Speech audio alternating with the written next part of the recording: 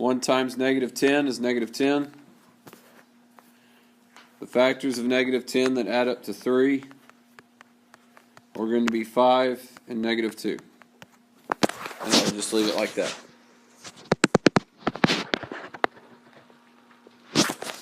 Now, before I start factoring anything, I always need to check to see if there is a what? Greatest common factor. So let's actually go to 4 first. Does number 4, what is the greatest common factor on number 4? On number 4, not number 3. Okay. So I can factor out a 3.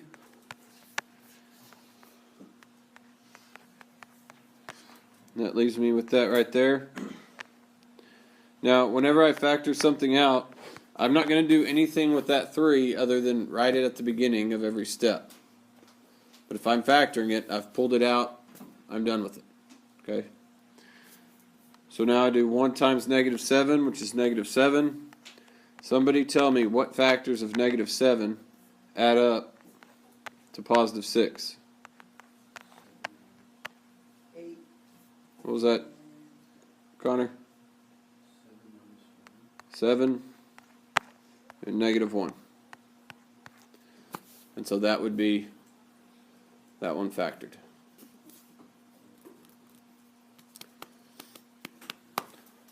Alright, going to number 3, which Garrett had kind of already said that the greatest common factor is 4. So now I'll go in and I will divide everything by 4.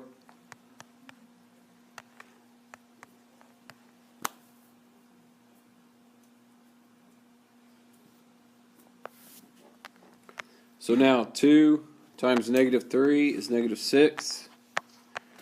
Jake, what factors of negative 6 add up to negative 5?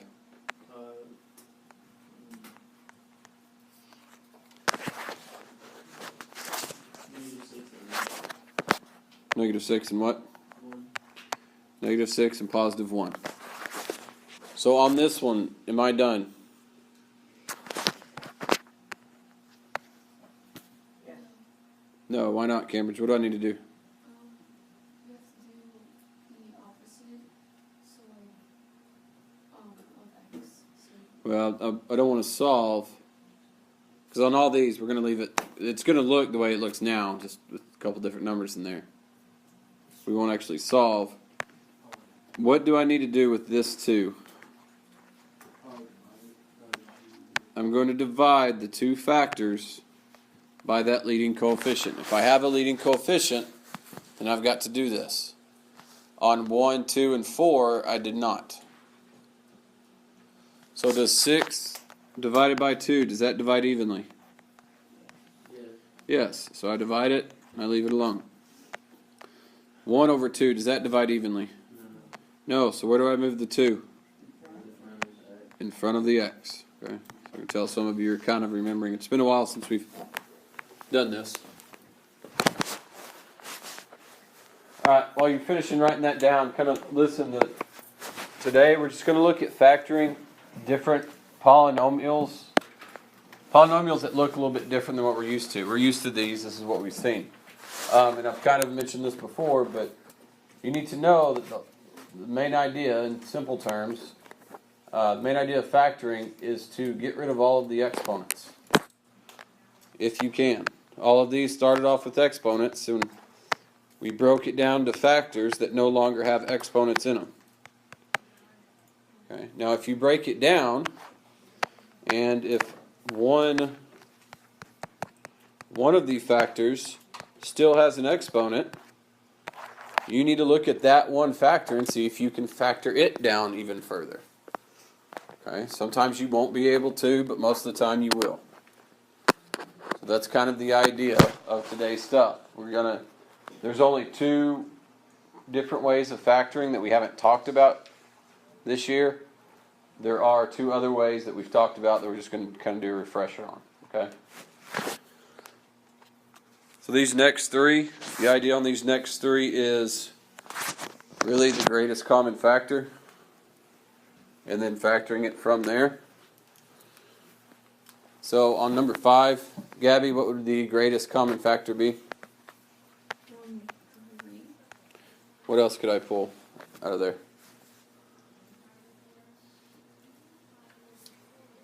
I'm not sure. Jessica? No, not 6. Doggett? 12. Nope, it's not a number. Max? X. X. If each term has X, you can at least pull X out of there. Alright, if this last term was negative 36x squared, then I would be able to pull x squared out of each term. But I pull that out, and now I'm left with x squared plus 4x minus 12. Okay. The factor 3x, it does not have an exponent anymore, so that one's good. But this factor right here still has that exponent of 2, so I want to try to factor it down even further. All right. So 1 times negative 12 is negative 12. Somebody tell me what factors of negative 12 add up to positive 4. 6 and negative 2.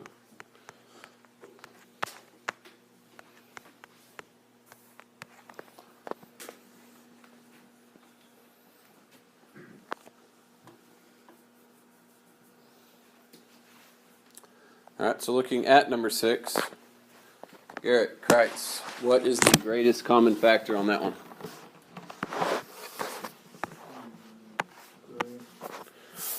Bigger than 3. 6. Okay. 6, what else? X. So I pull that out, and all I'm left with is x minus 6. Am I done with that problem? Yes, why? There's no more exponents. Okay, that's a lot of students struggle on when do I stop factoring, and it's one way to tell is I don't have any more exponents in there, so I'm done factoring it. Okay, and we'll see the other reasons why you'd have to stop factoring on some other examples later. So I want you to attempt number 7. Pull out the greatest common factor, and then you'll factor it down after that. Okay, so this is what you should have gotten on number 7. Okay, so let's look at this. So how you're going to factor by grouping.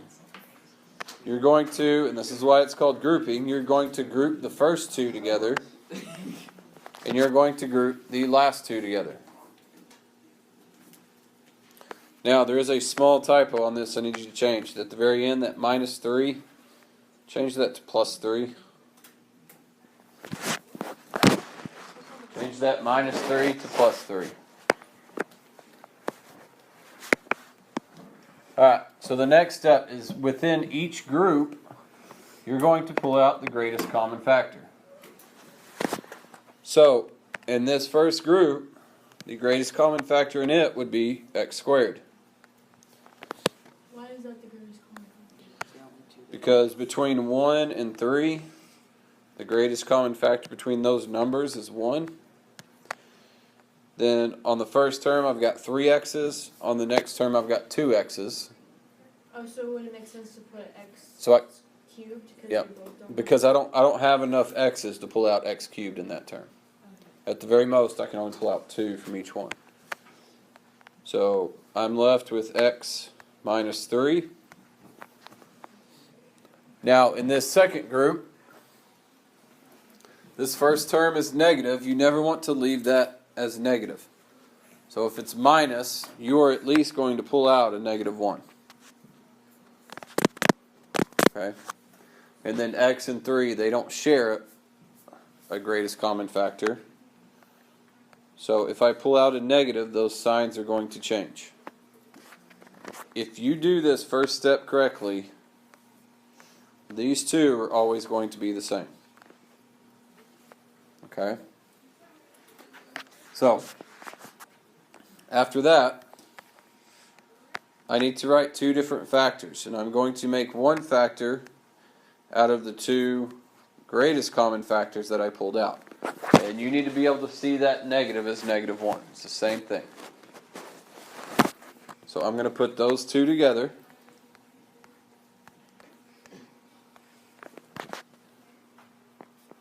And then the factor that is repeating itself.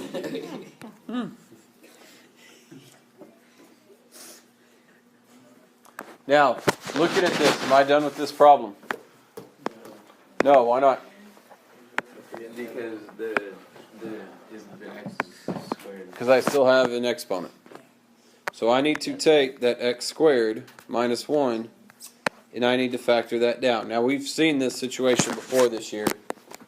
And it's called the difference of squares. Okay? So this is where I take each one of these, the x squared and the 1, and I take the square root of both of them. What is the square root of x squared? X. What is the square root of 1? 1. So what are the two factors that would come from x squared minus 1? Let me remember that. I'm going to have x and 1 in both of them. What are the signs? Plus and minus. 1 plus, 1 minus. Got it. Now, on grouping, listen, on grouping, you will not always have to do this part. In fact, on the next two, you don't have to do this part. You just do the grouping, and I think that's it. Okay? So, let's go to 9, and let's walk through it real quick. I'm going to have you do 10 by yourself. So again, first thing I'm going to do, group the first two terms and the last two terms.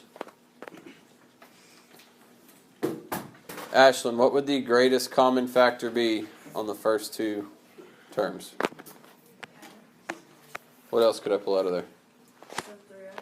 3x. So that will leave me with x minus 2. Alright, Doggett, what would the greatest common factor be in the second group? 4. No, it's positive 4. And let the fact that those two have to be the same, let that help you in determining what that number has to be.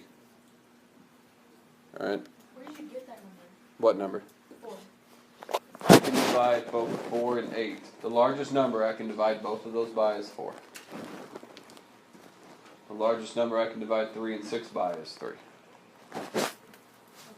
Okay. If I try to divide 8 by 5, that ain't going to work. So then where did you get x minus 2? 4x divided by 4 is x. 8 divided by 4 is 2. And then the last step is to rearrange. So I put my two greatest common factors together. And I put the factor that is repeating itself together. Am I done factoring that one? Yes. For the first one, we just multiply or divide 6 by 3. 6 by 3 to get that, yes. Wait, so how do you know? I'll be there 1 second. Alright, real quick, I do want to point this out though. Starting from the original problem, are there any terms that I could combine if I wanted to? The 2x's, negative 6 plus 4. So look, if you wanted to take that, combine those terms, 3x squared minus 2x minus 8, now it's a trinomial. You could factor it like that if you wanted to. Okay, if you preferred that way. Some of these you can't, like 8 and 10, there's no terms you can combine. This has 2x terms. I could combine and just do it the way I've been doing it.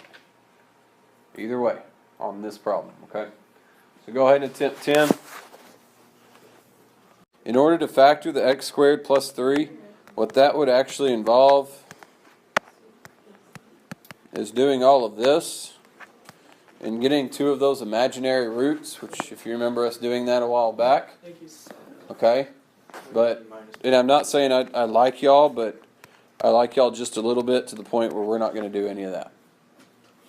Okay? What do you mean minus perfect square? So it's negative 1. like minus 1, minus 4, minus 9, minus 16, those perfect squares. Okay? I have a question. Yes. So, when you, Let's look at these. These are examples. These are both very similar to the x squared minus 1 situation that we just ran into. So if I'm looking at this, what is the square root of x squared? X. What's the square root of 81? So what are the two factors that would give me that? X and 9. X and 9, or x plus 9 and x minus 1. Okay, I want you to do number 12. Looking at the last part of the notes. So this is what is called the sum or difference of cubes. Alright, there's a couple different things that you need to be aware of on this. One, these parts right here, that is representing the problem that you're going to be given. Okay? Now a cube, it's the same idea as a perfect square, just to the next degree. Okay, 2 times 2 is 4, so 4 is a perfect square. 2 times 2 times 2 is 8, so 8 is a perfect cube. Okay, 3 times 3 times 3 is 27, so 27 is a cube, perfect cube. Okay, so 125 is 5, and so on. 64, the cube root of 64 would be 4, so 64 is a cube. You need to know how to do the cube root, what is called the cube root, in your calculator, which you will hit math 4. It's the number 4? Yes, math 4. And then you would just put whatever cube you're talking about in there. Now, I want to make a couple things clear. This is very different than this. The first one is 3 times the square root. The second one is the cube root. On square root, we don't write anything in there, but there's an understood 2 because you're finding 2 roots. The square root of 36 is 6 because 6 times 6, 2 sixes, is 36. If it's the cube root, you're finding 3 numbers, 3 roots that multiply to give you that number. Okay? So I've had some people in the last classes get those two things mixed up. They're completely different. Okay? So, what you will do is you'll take the first term, whatever it is, and you will take the cube root of whatever that is. And then you will take the cube root of the second term. Once you have your A and your B, you follow these two formulas. Now, the SOAP, that is an acronym that tells you, based on what the sign is, whether it's addition or subtraction in the problem, what the signs are going to be in your answer. It stands for, hopefully you can read, same, opposite, always positive. So if it's minus, the first sign in your answer is also going to be subtraction. The second operation is going to be opposite, which is addition. The last one, no matter what it is in the problem, is always addition. If it's originally an addition problem, same, opposite, always positive.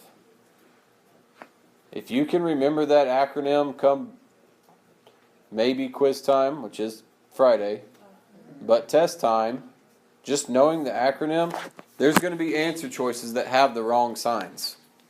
So if you just know the acronym and know what it stands for, you can probably mark off 1 or 2 answer choices just by knowing it's same, opposite, always positive. Okay? So let's walk through the first one, and hopefully going through an example will help the understanding of it. So the first thing I'm going to do is I'm going to take the cube root of x cubed, which would be what? What is the square root of x squared? Just X, right? X. So what is the cube root of x cubed? X. What is the cube root of 8? 2. Okay. So now it is a subtraction problem, so I can go through and I can put in all my signs. Same, opposite, always positive.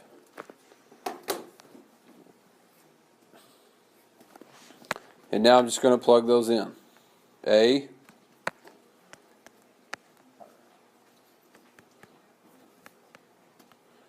B,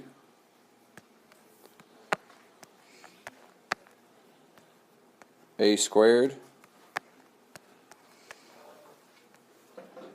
AB, so 2 times x, and then B squared, which would be 4, because that B is 2. Alright. If you feel good about that, I want you to go to 14. I want you to attempt 14. Hold off on going to 15. 15's For the two last ones, so Oh, crazy. 2x, you can just multiply x by 2. you're going to multiply your 2 terms that you found, and then this one you're going to square that. One last thing. Sorry. Whenever you get to this trinomial, if this is a sum or difference of cubes problem, you will not be able to factor that down any further. So That's your answer. That's it. Yes. Do what? The cube root of 8. Yeah, like how did you... So you would do math 4. And then you would put 8 in Does there. that make sense?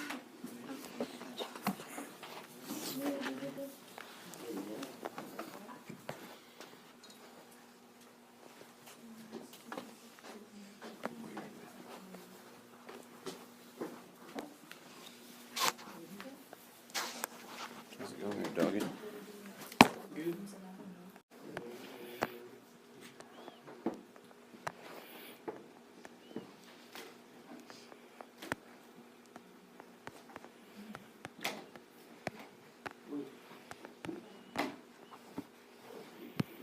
Means a little different. So, but again, whenever you have this, just take the cube root of 8 and then the cube root of x cubed and combine them. So the cube root of 8 is what? 2. 2. The cube root of x cubed. X. What is the cube root of 27? 3. What is the cube root of y cubed? Y. And now I'm just going to go through and I'm going to plug all those in. Do my signs first. So I've got same, opposite, always positive. And I'm just going to go through and plug all those in. So I've got A, B. Now on this first term, this is where a lot of people make a mistake. This is not just going to be 2x squared. Because you do not want to do, if A is 2x and you're squaring all of it, it does not look like this. It needs to look like this, which means the squared belongs to the 2 and to the x, which will make it 4x squared.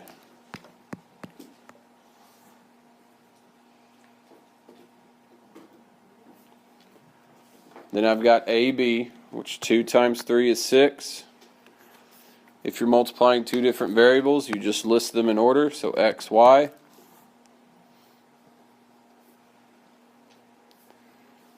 And then your last term would be 9y squared.